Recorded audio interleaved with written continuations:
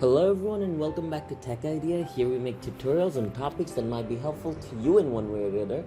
And today I'm going to be talking about on how you can play PsP games on your mobile phone.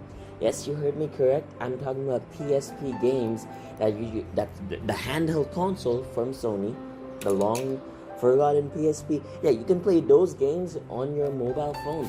And I'm going to be showing you guys exactly on how to do it. So first and foremost, you want to head over to the Play Store. Once you're inside the Play Store, what you want to do is search for PPSSPP. So PPSSPP.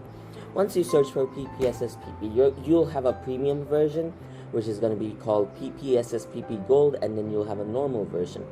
Now, obviously, you can get the premium version. It's going to give you a higher quality footage as well as more frame rate, but we're not here to spend money, we're just here to play some PsP games.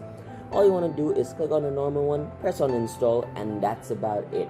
And then just download your favorite PsP game ROMs and just play it. It's as simple as that.